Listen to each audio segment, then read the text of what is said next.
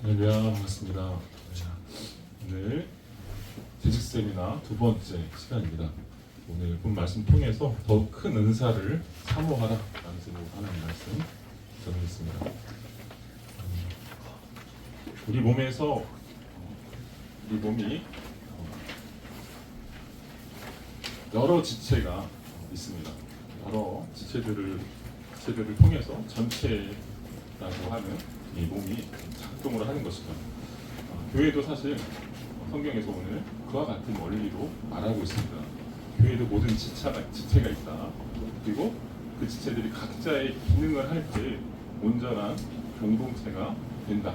교회가 된다라고 말하고 있습니다. 우리 한번 생각을 해보면 손가락이 있죠. 발가락이 사실 작아 보입니다. 그리고 아무것도 아닌 것처럼 느낄 때가 있습니다. 근데 사실 어떻게 하다가 저도 옛날에 새끼 발가락을 어디 이렇게 여러분도 많이 경험하시죠? 어디다 이렇게 박아가지고요. 새끼 발가락이 금이 가는 적이 있었는데요. 어떻게 될까요? 별거 아닌 것처럼 느껴지는데요. 걸음걸이가 제대로 나오지 않습니다. 중심이 잡히지가 않습니다.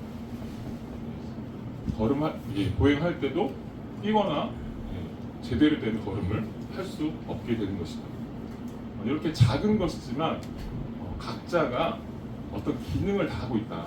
그래서 몸이 한 몸을 이루고 하나의 정상적인 기능을 작동하게 된다라고 말하고 있는 것입니다. 그래서 교회는 서로가 서로를 필요로 하는 존재, 서로가 서로를 위해서, 서로의 위익을 위해서, 나의 위익을 위해서 다른 사람의 위익을 위해서 내가 필요하다라고 말하고 있는 것이죠.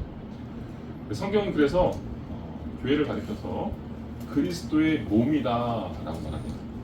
그리스도의 몸이다. 이게 좀 굉장히 특별한 표현이라고 생각해요. 우리가 왜 성도를 사랑해야 될까요?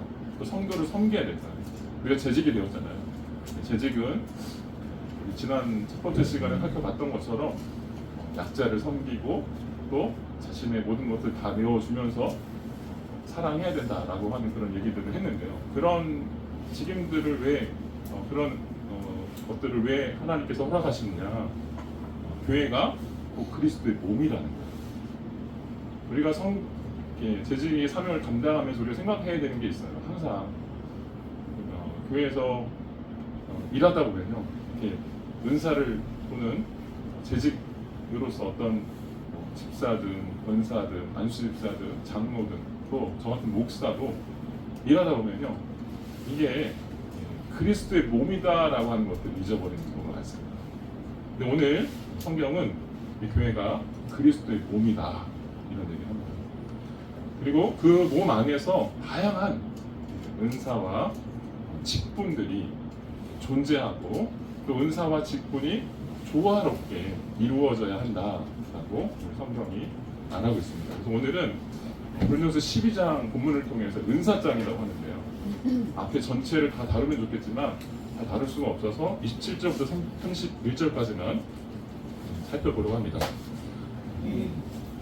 오늘 첫 번째로 교회의 직분에 대한 이야기를 하고 있습니다. 교회의 직분. 교회의 3중 직분이 있다라고 말합니다. 먼저 27절과 28절을 한번 읽어보겠습니다. 시작. 하나님께서는 교회에 몇 가지 은사를 주셨으니 첫째는 사도들이요, 둘째는 예언자들이요, 셋째는 교사들이요, 그 다음은 능력을 받는 사람들이요, 그 다음은 병고심의 은사를 받는 사람들이요, 돕는 일을 하는 사람들이요, 가슴 일을 하는 사람들이요, 각종 방언을 하는 사람들이요. 28절인데 27절에 보면 이렇게 얘기합니다. 여러분은 그리스도의 몸이요 또한 그 몸의 지체입니다 라고 말하면서 교회를 그리스도의 몸으로 또 그리고 각 성도들을 지체라고 말합니다. 그리고 그 지체 안에 무엇이 존재하는지 직분과 은사에 대한 이야기를 합니다. 오늘 이제 28절부터 바로 직분에 대한 이야기, 그리고 28절 하반절은 은사에 대한 이야기가 나옵니다. 직분과 은사가 교회 안에 기능하게 된다라고 말하고 있는 것이죠. 성도마다 직분과 은사를 가지고 교회를 섬기게 된다 이런 얘기를 하는 것입니다. 먼저 하나님께서 교회에게 주신 직분이 있습니다. 직분. 그 직분은 사도와 선지자, 교사라고 말합니다. 사도와 선지자, 교사 이걸 가리켜서 교회의 삼중 직분이다 이런 얘기를 주로 합니다. 교회의 삼중 직분. 그리고 그 다음에는 은사에 대한 이야기입니다. 그 다음은 능력, 병고시는 은사, 돕는 일, 다스리는 일, 각종 방언 이런 은사에 대한 이야기를 합니다. 이렇게 이야기를 하면서 궁극적으로 결론은 뭐냐면 직분은 다 중요하다라는 거예요. 다 중요하다. 그리고 다 존중받을 만하다. 그리고 서로 협력해야 된다 이런 얘기를 하는 것이죠. 몸을 구성하는 다양한 지체가 있는 것처럼 교회 안에 어떤 직분이 있느냐라는 얘기를 합니다. 우리가 이제 오늘날 교회에서 직분을 받잖아요. 집사, 또 이렇게 인사를 이렇게 받게 되는데 이런 직분들에 대한 이야기를 하고 있는 거예요.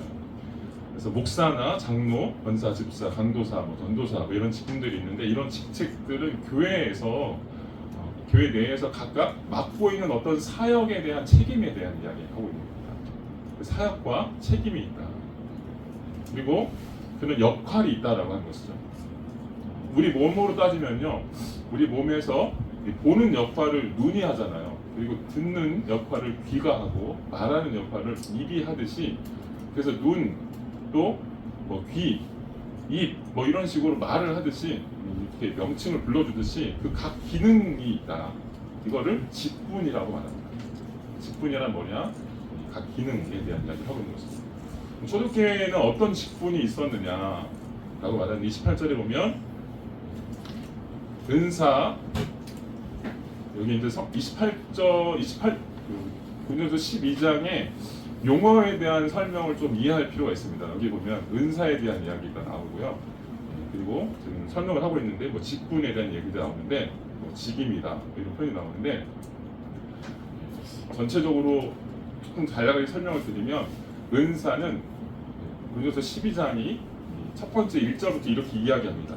형제들이여 나는 여러분들이 성령의 은사에 대해서 여러분들이 모르는 것을 원치 않습니다. 성령의 은사에 대해서 설명하겠습니다. 그래서 쭉 12장 전체를 이렇게 설명하거든요. 그래서 은사에 대한 설명을 합니다. 근데 설명하기 전에 은사에 대한 이야기를 하기 전에 사도 바울이 뭐부터 설명하냐면 이것은 성령께서 주신 것이다. 성령으로 말미암아서 모든 성도들에게 은사가 주어진다라고 말합니다.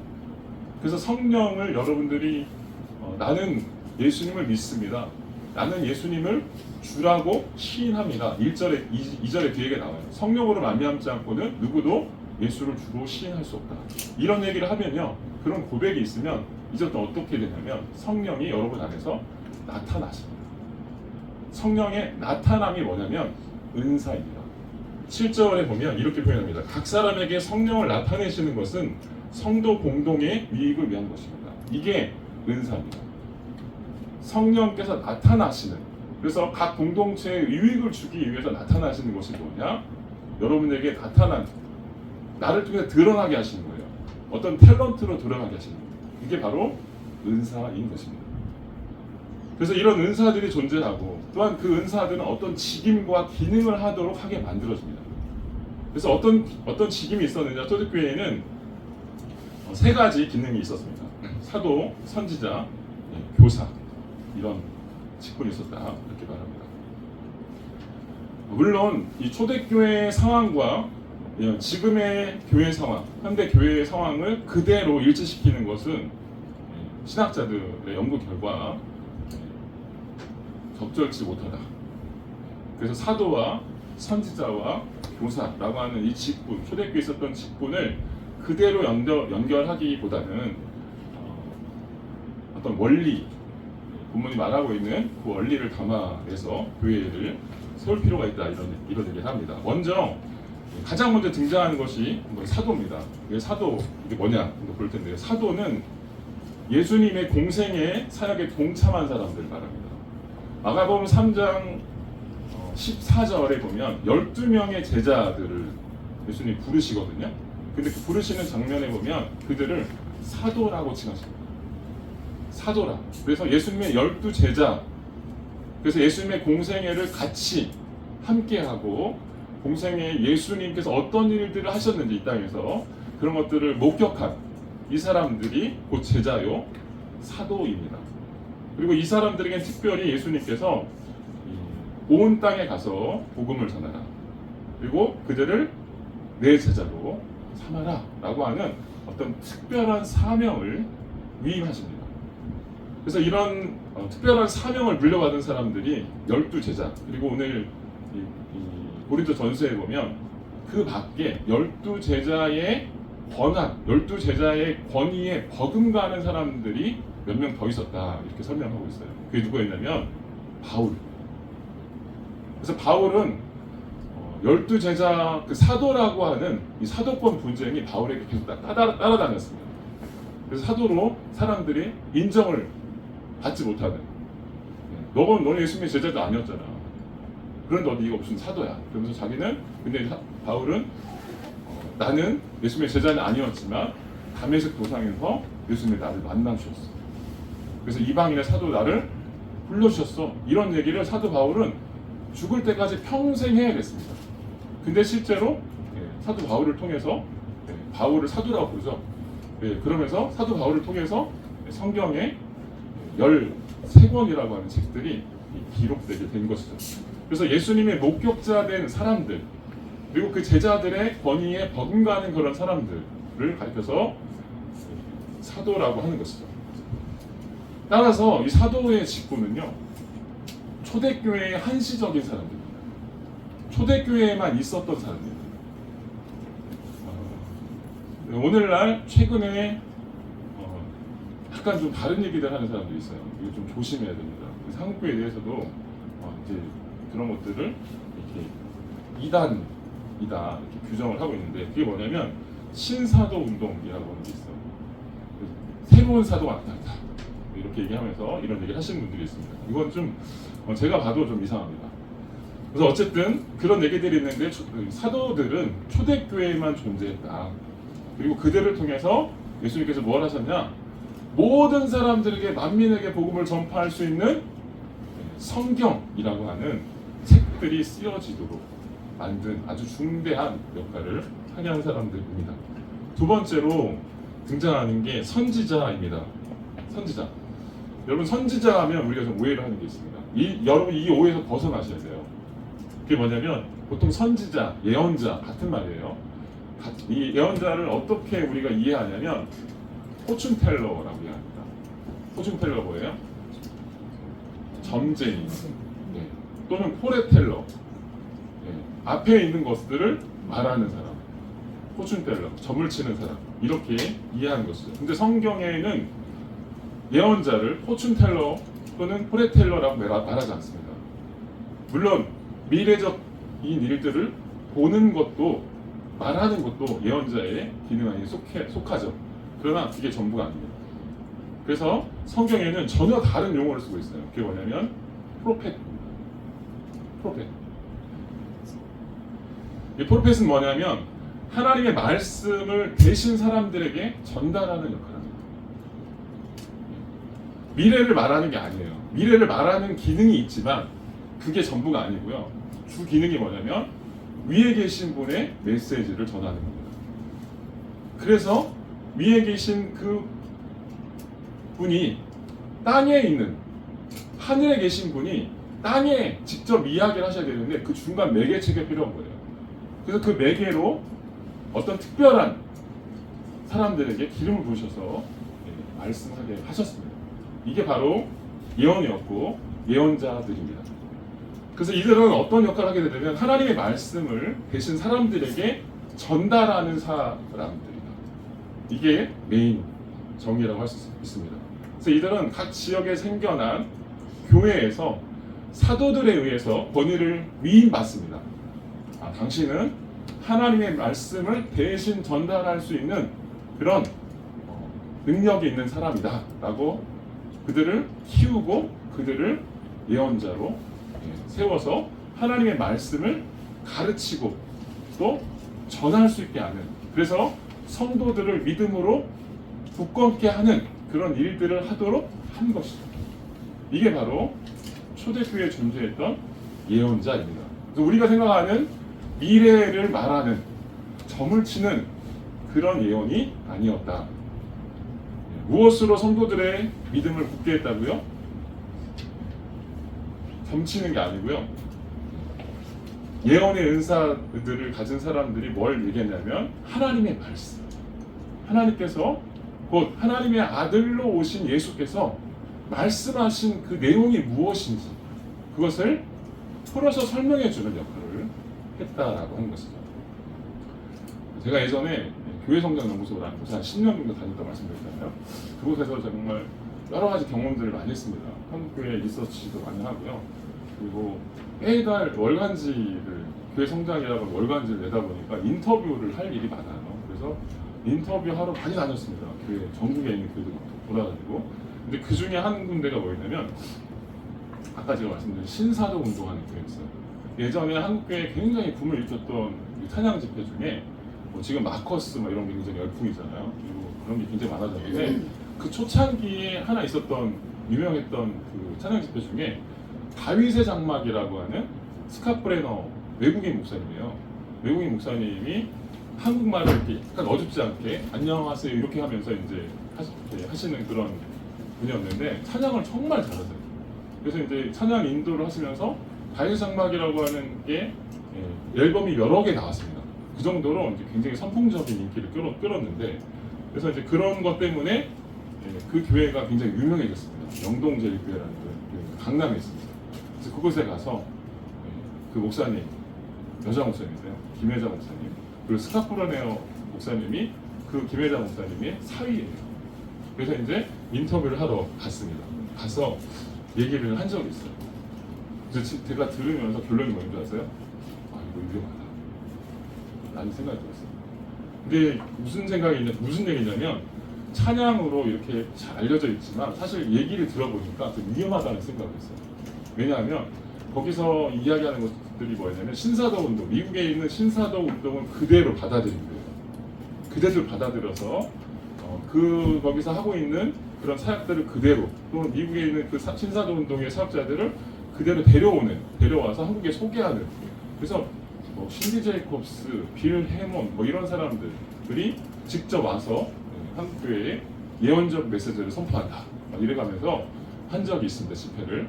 근데 제가 나중에 보니까요, 이 빌 해몬이라는 사람이 예언을 굉장히 잘하는 사람이에요. 예언을 엄청나게 잘하는 사람이에요. 뭐 예를 들면 뭐 중국에서 뭐를 미사일을 쏜다. 그러면 이걸 보는 사람이에요. 그 전에 보는 사람이에요. 약간 점쟁이인 거죠. 어떤 신적인 능력이 있는 거죠. 근데 동성이죠.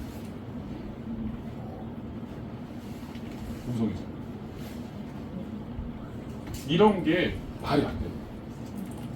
이런 게 말이 안 돼요. 실제로 그런 사역들을 하면요, 목회자의 권위가 삽니다. 목회자를 바라볼 때, 와, 신령하다. 목사님, 와, 대단하다.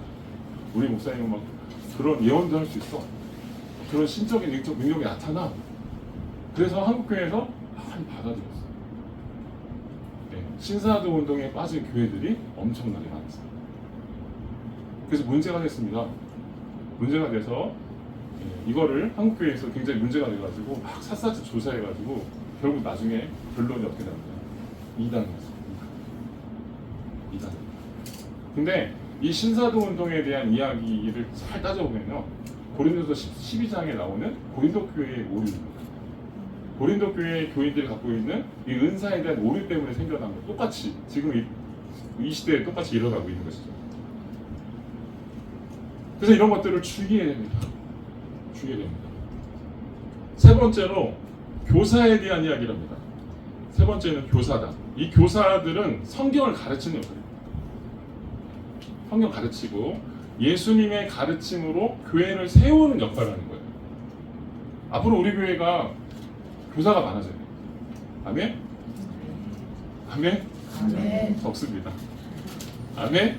아멘. 교사가 많아져요. 예수 그리스도의 가르침으로 성도를 세우는 거예요. 다른 사람을 세우는 역할을 하는 거예요. 제가 지금은 이렇게 여러분들을 가르치고 설교하는 역할을 하지만 제가 옛날에 지금 제가 옛날에 보면 제 동욱이가 똑같았어요. 밖에 나오면 말 한마디 못하고요. 앞에 나와서 이렇게 설교할 수 있는 주변 머리가 안 되는 사람입니다. 근데요, 하나님께서 저에게 은혜를 주시고 제 고등학교 때 예수 믿고 나서 그 은혜가 너무 감사하니까 뭐라도 하고 싶은 거예요. 그때부터 시작한 게 뭐였냐면요, 교사를 시작했어요. 주일 아침 7시에 나와가지고 아무도 나와있지 않았는데 그때부터 주일 학교 예배가 9시였어요. 그 성경 공부를 해야 되잖아요. 교사를 가르쳐야 되잖아요.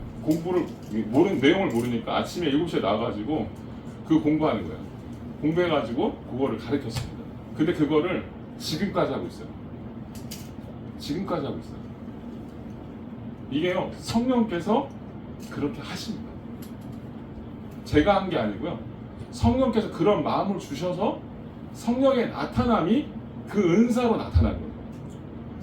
여러분을 그렇게 세우시는 거예요. 저를 그렇게 세우셨던 것입니다.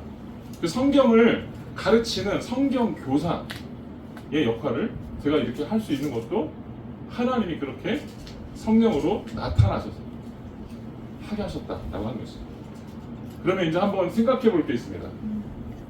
교회에게 주시는 3종 직분, 사도, 선지자, 교사, 이게 다 공통점이 있어요. 그게 뭐냐면 성경 가르치는 거예요. 성경 가르치는 거예요. 여러분, 일반 종교는요, 제가 여러 번 얘기했지만 일반 종교는 신에 대해서 알 필요가 없어요. 경전에 대해서 알 필요가 없습니다. 경전은 누구만 보냐면 스님들만 봐요. 고등종교라고 이야기하는, 그래서 어떤 경전을 갖고 있는 그런 종교들을 가리켜서 고등종교라고 얘기하거든요. 그런 고등종교라고 이야기하는 게 대표적인 게 불교입니다. 근데 불교도 경전을 누구만 보냐면 대부분 다 스님만 봐요. 근데 왜 기독교는 왜 다 보라고 할까요? 이게 차이가 있는 겁니다. 성경은요, 기독교는 하나님에 대한 신학에서부터, 하나님을 아는 것에서부터 신앙이 출발합니다. 교회가 세워지면 가장 첫 번째로 뭘 해야 되느냐 가르치냐면, 성경도 똑같이 얘기하는데 하나님이 누구신지를 가르치는 거예요. 사도, 선지자, 교사 다 똑같은 역할입니다. 물론 역할에서 조금씩 차이가 나지만 중심적인 핵심적인 역할은 뭐였냐? 성경 가르치는 거예요. 교회가 어떻게 세워진다고요?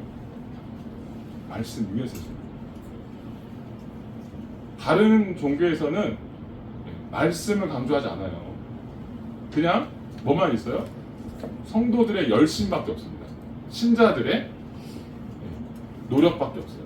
가서 부처님 설법을 좋아요 한번 들어주고 열심히 가서 절하고 열심히 가서 탑돌이하고 또 뭣도 하고 이런 것밖에 존재하지 않습니다. 또 하나, 교회는 기업과 다릅니다. 일반 기업이나 회사나 이런 걸 보면 보통 대표님이나 총수님 이런 분들이 대표성을 갖습니다.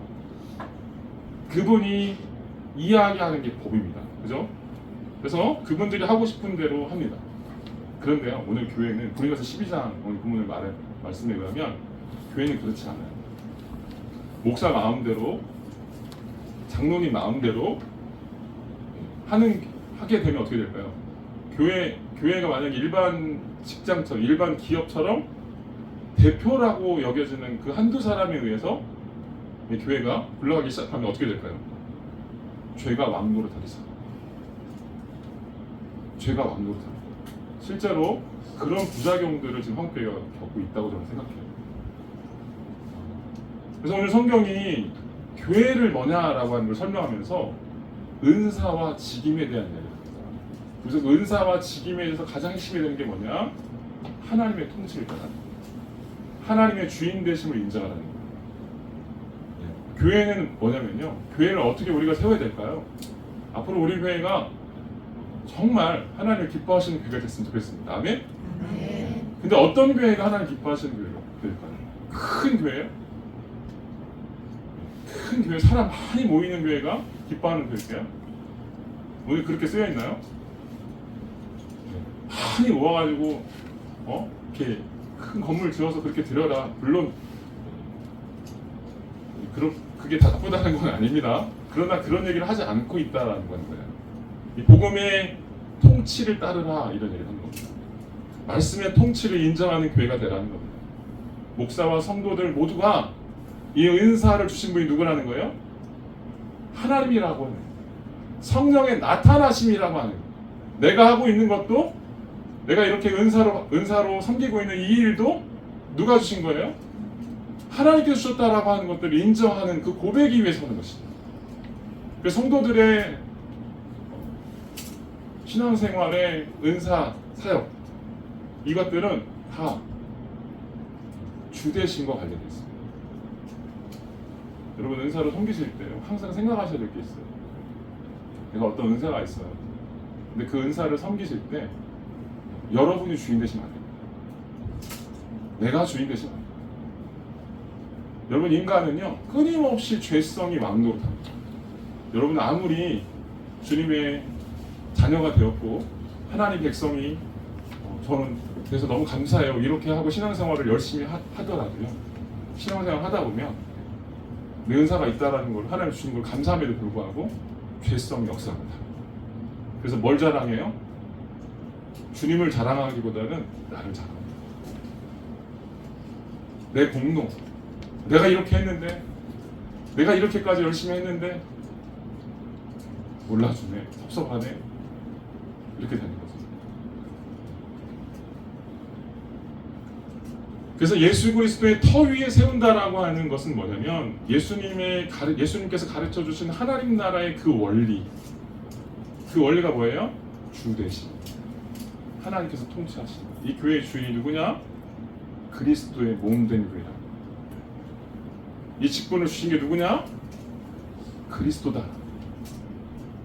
저는 고백이 있어요.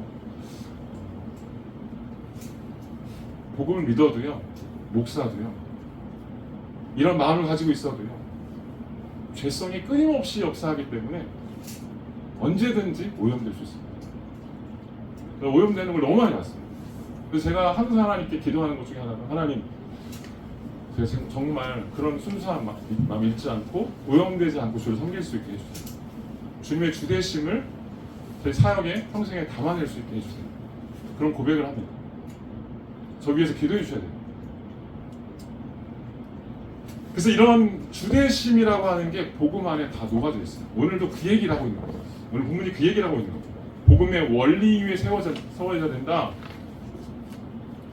말씀을 가르치는 역할을 강조하는 이유가 사실 여기에 있는 것입니다. 그 다음으로 은사를 강조합니다. 은사 한번 읽어보겠습니다. 29절 시작. 모두가 다 서두드리겠습니까? 모두가 다 예언자드리겠습니까? 모두가 다 교사드리겠습니까? 모두가 다 능력을 행하는 사람들이겠습니까? 모두가 다 병 고치는 은사들을 가졌겠습니까? 모두가 다 방언을 말하겠습니까? 모두가 다 통역하겠습니까? 앞에서 28절 하반절에 은사에 대한 이야기를 다 했어요. 그리고 29절 또 이런 얘기를 하고 있는데요. 은사에 대한 이야기를 하면서 몇 가지 은사에 대한, 오늘 그냥 자세히 설명 못 드리고 다음에 한번 은사 세미나 다시 할 때 각 은사들이 어떤 특징들이 있는지를 자세하게 설명드리고요. 오늘은 근데 그보다 더 중요한 게 있다, 그런 차원에서 설명드리니까요, 짧게만 넘어갈 건데요. 능력이라고 하는 게 뭐냐면요, 초자연적인 기적입니다. 신적인 능력입니다. 교회 섬기다 보면요, 하나님 섬기다 보면 신적인 능력이 나타납니다. 실제로 나타납니다. 기도했는데 암이 떨어져 나가고, 기도했는데 불임이었던 청년이 얘를 임신하기도 하고, 그런 일들이 부지기수를 일어납니다. 그게 능력입니다. 그래서 또 하나는 병 고치는 은사. 병 고치는 은사 있습니다. 제가 말씀드렸죠. 저희 집이 예수 믿게 된 이유가, 저희 작은 아버집이 가난 말기였는데 기도원 갔다가 3일 만에 3개월 선고받고 들어가셨거든요. 근데 3일 만에 금식하고 치유받았습니다. 20년 사셨습니다. 실제로 병 고치는 은사 있습니다. 서로 돕는 것. 서로 돕는 것. 갑자기 신적인 능력, 병 고치는 것 이런 거는 굉장히 좋아 보이는데 갑자기 돕는 것 이렇게 얘기하니까 약간 이상해 보여요. 그죠? 이상해 보이죠? 돕는 거 은사입니다. 구제와 섬김. 제가 지난주에 한번 얘기 들었는데 초대교회에 집사를 세운 이유가 뭐예요? 가난한 사람들을 섬기라고. 이건 뭐냐면 초대교회 당시에 복음 전파에 가장 중요한 두 축이 있었는데 첫 번째 축은 사도들에 의해서 예수가 하나님이시다라고 하는 것들을 강력하게 세상 사람들에게 설명하고 설교하는 이 복음 전파 사역이 있었고요. 또 하나 예수가 하나님의 아들로 오셨고 그분의 십자가가 하나님의 위대한 사랑을 보여주신 것이다 라고 하는 것들을 전달하는 의미에서의 구제 사역이 있었다는 이 두 가지 축이 교회 안에서 같이 굴러왔습니다. 그래서 복음을 전달하면서 설교 사역과 함께 실제적으로 약자들의 필요를 채우는 약자들의 생계를 책임져주는 교회의 역할을 교회가 했다. 이럴 때 복음 사역이 왕성하게 일어났다라고 하는 것들을 볼 수 있는 것이죠. 그래서 여기서도 서로 돕는 것이 나옵니다. 또 하나 다스리는 것. 다스리는 것도 은사입니다. 다스리는 것. 교회 전반의 어떤 행정적인 교회 운영, 질서 유지 이런 것도 다 다스리는 것입니다. 그리고 또 하나 여기 방언에 대한 이야기가 나옵니다. 방언. 갑자기 맨 마지막에 방언 얘기가 나와요. 여기도 맨 마지막에 방언 얘기가 나옵니다. 여기 통역은 방언 통역입니다. 왜 이런 얘기를 하냐면요. 고린도 교회는 외적인 은사들, 가시적인 눈에 보이는 지금 돕는 거 이런 거는 눈에 안 보여요. 다스리는 거 눈에 잘 안 보입니다. 근데 보이는 게 뭐가 있어요? 보이는 게 눈에 딱 보여요.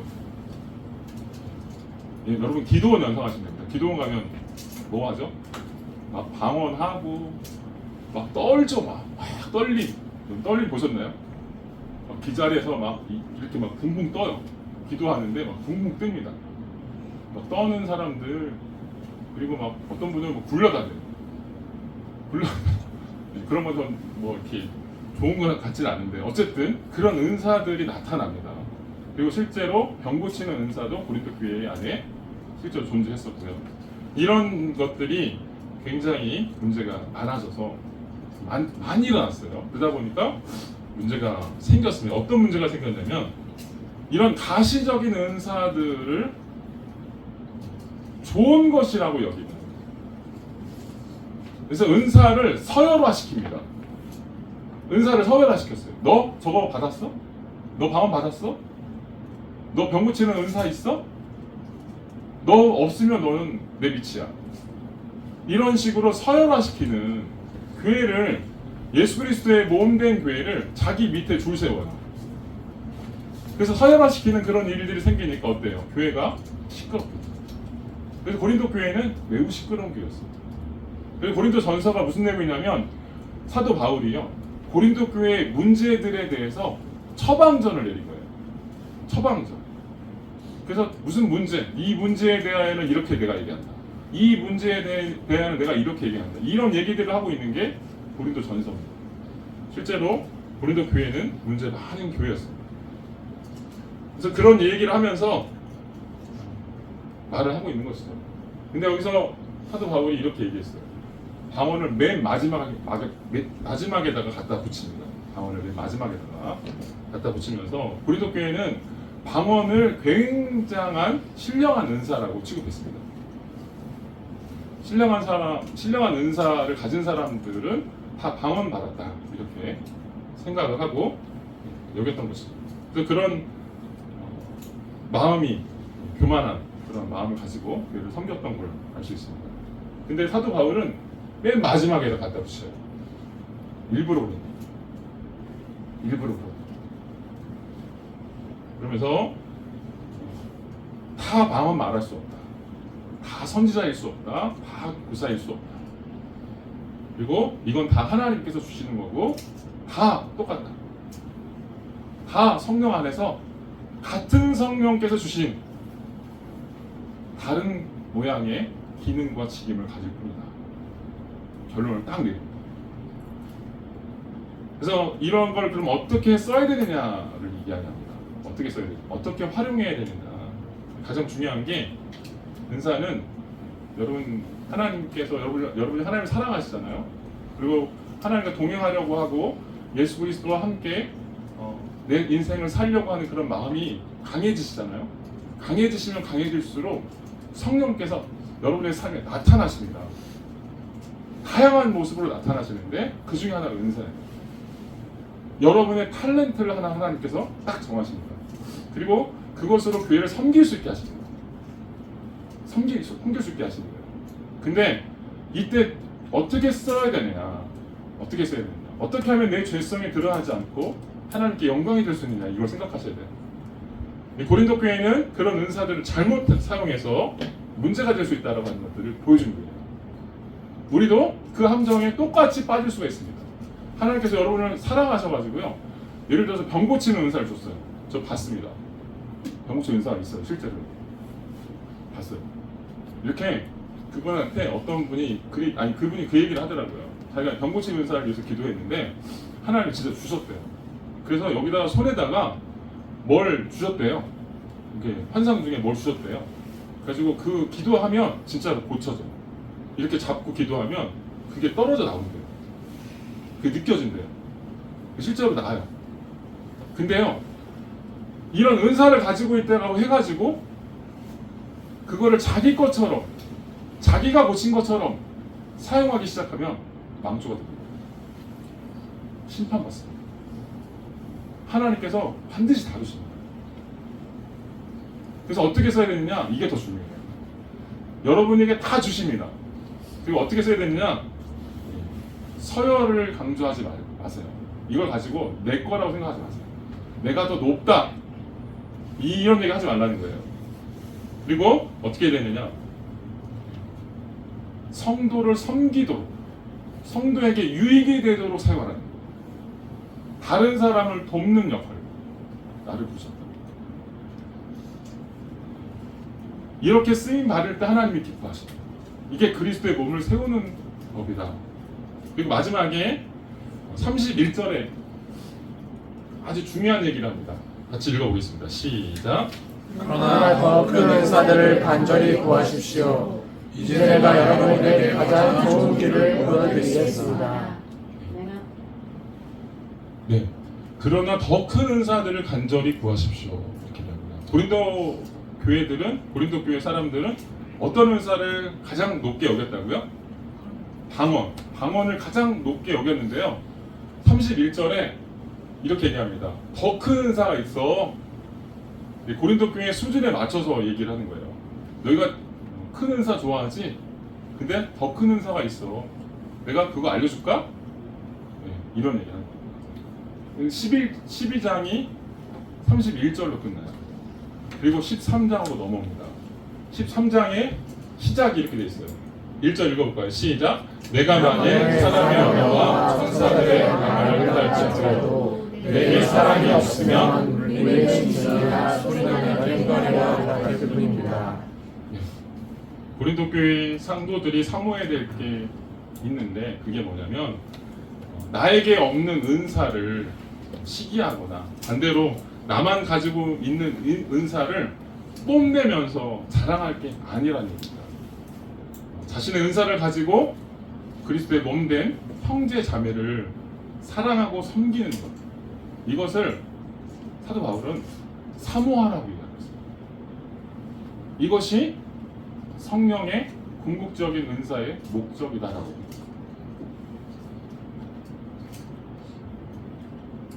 오늘 우리 교회가 이런 교회가 됐으면 좋겠어요. 참 감사하다는 생각이 들어요. 우리 안에 하나님께서 구원의 열매들을 주고 계세요. 구원받음에 대한 확신, 그리고 예수님의 통치를, 예수님의 주인 되심을 인정할 때 우리가 경험하게 되는 그런 평안함과 진리가 주는 기쁨들을 우리가 경험하고 있습니다. 그리고 그 안에서 하나님을 위해서 뭔가 하고 싶다라고 하는 그런 열망들이 여러분에게 생겨나고 있음에 대해서 감사합니다. 근데 이런 일들이요, 사실 계속 되는 게 아니에요. 오늘 고린도 교회에서도 마찬가지지만 앞으로 우리가 신앙생활을 하면서 걸어가야 될 교회들은요, 교회의 모습은 사실 이와 같지 않을 때가 더 많습니다. 오늘 사랑 안에서 행하라 이런 얘기를 하고 있는데요, 사랑 안에서 행하라라고 하는 게 우리의 능력으로 되지 않습니다. 고린도전서 13장에 이 사랑장이 존재하고 우리가 많이 읽는데요, 왜 그게 12장 앞에 성령의 은사와 관련되어서 나오냐, 이게 중요합니다. 여러분, 사랑은요 성령의 은사입니다. 다시 얘기하면, 거꾸로 얘기하면 사랑은 인간에게 있지 않습니다. 우리가 신앙생활 하면서요, 주님을 섬기면서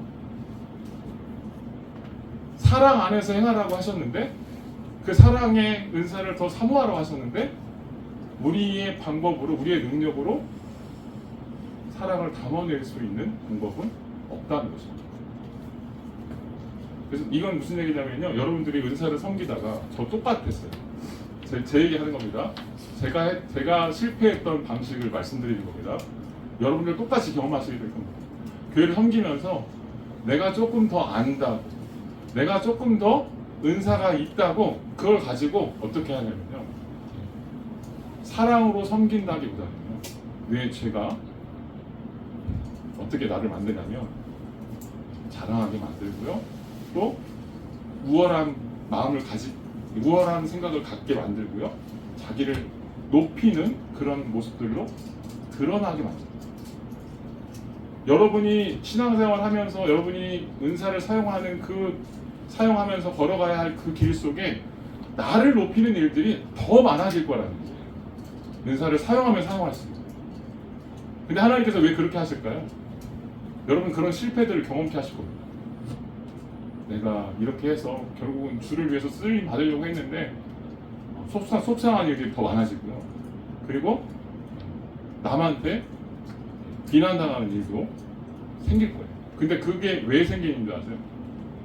사실은 제가 여러분들이 은사를 내 것처럼 활용해서 사랑으로 섬기지 않았을 때 생겨나는 그런 결과들입니다.